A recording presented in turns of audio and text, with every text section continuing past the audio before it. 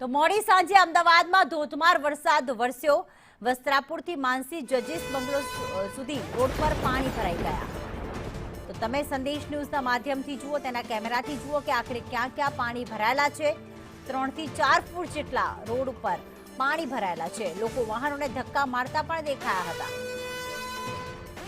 સંદેશ ન્યૂઝ અમદાવાદમાં અલગ અલગ વિસ્તારમાં ગ્રાઉન્ડ ઝીરો રિપોર્ટ પર પહોંચ્યું હતું અને ગ્રાઉન્ડ ઝીરો પર પહોંચીને આપને બતાવવાનો પ્રયાસ કરવામાં આવ્યો કે આખરે કેટલા પાણી ભરાયેલા છે, લોકોને કેટલી તકલીફ પડી રહી છે।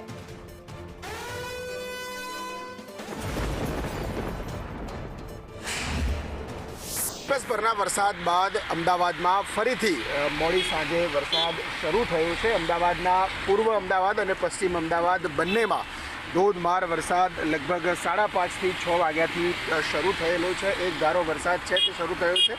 અમદાવાદના અનેક વિસ્તારો એવા છે કે જે પાણીની અંદર ગરકાવ થયા છે। સાથે બોપલ, સરખેજ, મકરબા આ વિસ્તારો એવા છે કે એક જ દિવસમાં 8 થી 10 ઇંચ કરતાં વધુ વરસાદ વરસ્યો હોવાના કારણે પાણી ભરાવાની સમસ્યાઓ છે એ પણ સામે આવી છે।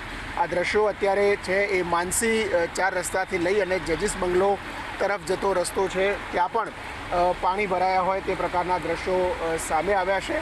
અમદાવાદમાં 1-2 નહીં પરંતુ 80 કરતાં વધુ સોસાયટીઓની અંદર પાણી ભરાયા હોવાનું ખુદ અમદાવાદ મહાનગરપાલિકા છે તે કબૂલી રહ્યું છે। સાથે લગભગ 120 કરતાં વધુ વોટરલોગિંગ સ્પોટ છે, ત્યાં પાણી ભરાયા છે કે જે દર વર્ષે પાણી ભરાય છે। કરોડો રૂપિયાના પ્રી મોન્સૂનના કામો છે એ કરવા છતાં પણ અમદાવાદ શહેરની અંદર પાણી ભરાવાની આ સમસ્યાઓ છે તે યથાવત હોય તે પ્રકારના દ્રશ્યો આપણે આ જોઈ શકીએ છીએ। સંદેશની ટીમ અત્યારે વાહનમાં પસાર થઈ રહી છે ત્યારે પણ રોડ ઉપર પાણી ભરાયેલા હોય તે પ્રકારના દ્રશ્યો દેખાય છે। આ રસ્તો માનસી 4 રસ્તાથી લઈ અને જજીસ બંગલો તરફ જતો રસ્તો છે અને ત્યાં પણ પાણી અત્યારે ભરાયા છે। અમદાવાદના અનેક વિસ્તારોની અંદર વહેલી સવારથી પડી રહેલા વરસાદના કારણે પાણી ભરાવાની સમસ્યાઓ સામે આવી છે। કેમેરામેન મેહુલ પટેલ સાથે હિરેન રાવલ, સંદેશ ન્યૂઝ, અમદાવાદ।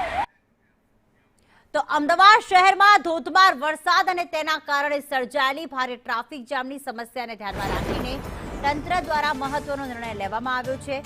કાંકરિયા લેક પરિસરની અંદર આવેલો વોકવે સામાન્ય રીતે વાહનો માટે બંધ રાખવામાં આવે છે, પરંતુ આસપાસના મુખ્ય માર્ગો પર વાહનોની લાંબી કતારો અને પાણી ભરાવાની સ્થિતિના પગલે આ રસ્તો વાહનોની અવરજવર માટે ખુલ્લો મૂકવામાં આવ્યો છે। લેકના અંદરના વોકવે પરથી વાહનોને પ્રવેશ અપાતા વાહન ચાલકોને ટ્રાફિક જામમાંથી મોટી રાહત મળી છે।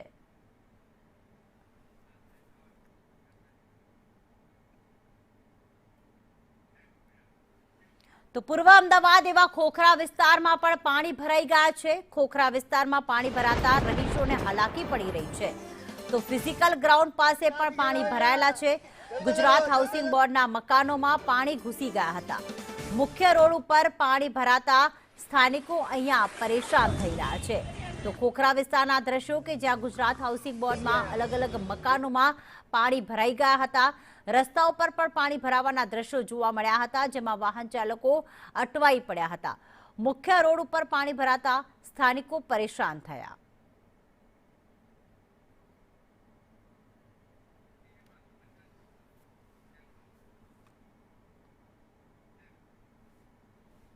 ભારે વરસાદથી અમદાવાદ જળબંબાકાર બન્યું છે। શહેરમાં ઠેર ઠેર વરસાદી પાણી ભરાઈ ગયા છે। તો પાલડીના યશનિધિ ફ્લેટમાં પાણી ભરાવાના દ્રશ્યો જોવા મળ્યા। ગ્રાઉન્ડ ફ્લોર પર મકાનમાં 2-2 ફૂટ સુધી પાણી ભરાયા હતા। તો ઘરવખરી પાણીમાં બરબાદ થઈ ગઈ છે। અહીંયા ઘરવખરીને મોટા પાયે નુકસાન થયું। સ્થાનિકોએ જાતે જ મોટર મૂકી અને પાણીનો નિકાલ કર્યો હતો। તો અમદાવાદમાં જે આ પાલડીનું યશનિધિ ફ્લેટ છે ત્યાં આપ જોશો કે ગ્રાઉન્ડ ફ્લોર ઉપર 2-2 ફૂટ સુધી પાણી ભરાઈ ગયા હતા। લોકોના બેડરૂમમાં પણ પાણી આવી ગયા છે અને જે ફર્નિચર છે, ઘરવખરી છે, તેને મોટા પાયે નુકસાન થયું છે। અહીંયા સ્થાનિકોએ જાતે જ મોટર મૂકી અને પાણી નિકાલની વ્યવસ્થા કરી હતી, પરંતુ કોર્પોરેશનમાં કોઈ જ આવ્યું ન હતું।